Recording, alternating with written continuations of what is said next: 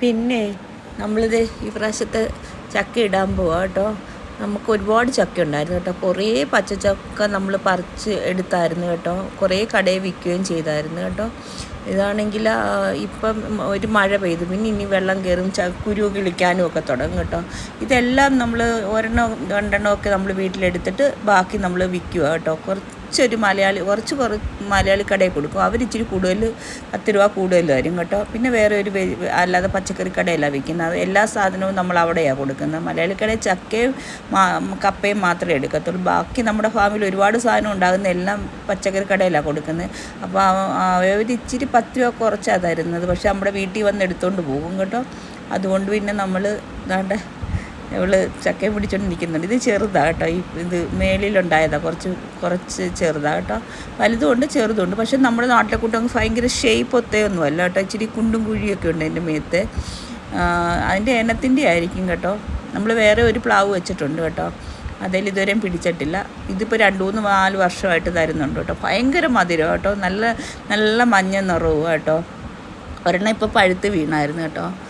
എനിക്ക് ചക്കയും മാങ്ങയൊക്കെ ഭയങ്കര ഇഷ്ടമാണ് കേട്ടോ. ഇപ്പോൾ ഞാൻ ഈ ഒരു സർജറിയൊക്കെ കഴിഞ്ഞിരിക്കുന്നതുകൊണ്ട് എനിക്കങ്ങനെ ഇത് കഴിക്കാൻ പറ്റത്തില്ല. അതുകൊണ്ട് അല്ലേ എനിക്ക് പക്ഷേ എനിക്ക് കഴിക്കുന്നേക്കാൾ കൂടുതലുണ്ടല്ലോ നമുക്ക് ഈ നാട്ടിലെ ഇതൊക്കെ സാധനം എനിക്കിവിടെ ഉണ്ടാകുമ്പോൾ ഭയങ്കര സന്തോഷം. ഞാൻ കുറേ വർഷം ഫ്ലാറ്റിൽ താമസിച്ചു കേട്ടോ.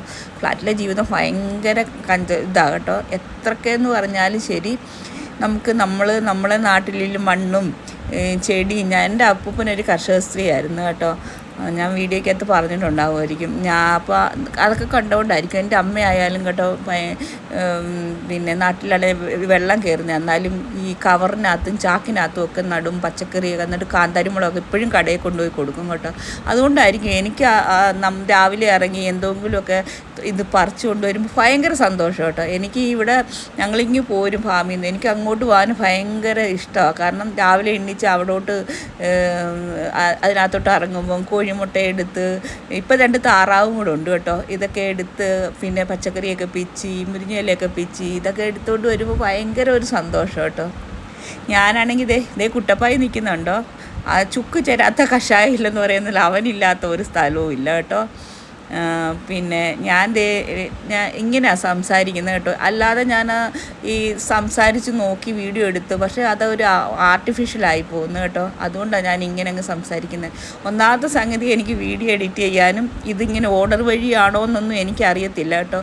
പക്ഷേ ലോങ് വീഡിയോ ഇട്ടില്ലെങ്കിൽ എൻ്റെ ചാനൽ മോണിറ്റേഷൻ ആകത്തില്ല. അപ്പോൾ എനിക്ക് വാച്ച് അവർ കിട്ടത്തില്ല. അതുകൊണ്ട് ഞാൻ ഭയങ്കര പാടാണ്. എനിക്കൊരു ലോങ് വീഡിയോ ഷോർട്ട് എങ്ങനെയും തല്ലിക്കുട്ടി ഇടാൻ പറ്റും കേട്ടോ. ലോങ് വീഡിയോ ഇടാൻ എനിക്ക് ഭയങ്കര പാടാണ്. അതുകൊണ്ട് നിങ്ങൾ കാണുക, കണ്ടവർ പിന്നെയും കാണുക, ഒരു ലൈക്കും കമൻറ്റും ഇടാൻ മറക്കരുതും കേട്ടോ. കാരണം ഇപ്പം എൻ്റെ ഒരു വരുമാനം എന്ന് പറയുന്നത് എനിക്ക് വീട്ടിൽ നിന്ന് കിട്ടുന്നതും ബാക്കി ഫാമിലുണ്ടാകുന്ന പൈസ, കോഴിമുട്ട, പിന്നെ ഇങ്ങനത്തെയൊക്കെ കിട്ടുന്ന പച്ചക്കറികളെല്ലാം വിൽക്കുന്നത്, അതെല്ലാം ഞാൻ ഡോഗിന് വേണ്ടിയിട്ട്, ഇവിടുത്തെ ഡോഗിനല്ല, നമ്മുടെ ഫാമിലെ ഡോഗിന് വേണ്ടിയിട്ടില്ല, പുറത്തെ ഡോഗിന് വേണ്ടിയിട്ട് ചിലവാക്കുന്നുണ്ട്. പക്ഷേ ഇനിയും നമുക്ക് അവർക്ക് വേണ്ടിയിട്ട് എന്തെങ്കിലും ചെയ്യണമെന്നുണ്ടെങ്കിൽ എനിക്കൊരു ഇൻകം ഉണ്ടായിരിക്കണം.